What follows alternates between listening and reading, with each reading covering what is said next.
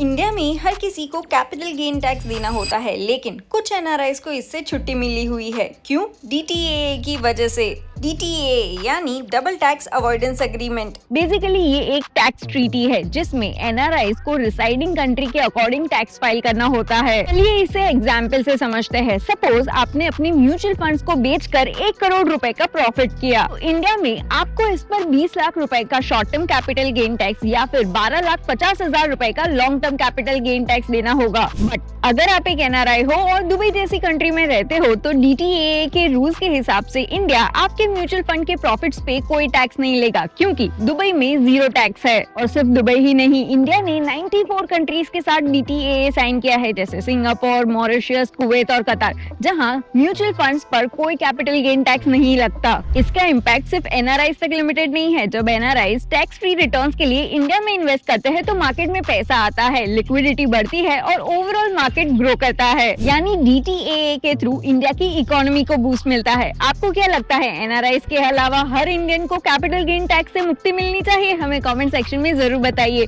और ऐसे ही वीडियोस के लिए चॉइस को फॉलो कर लीजिए, क्योंकि ये है भरोसे की चॉइस।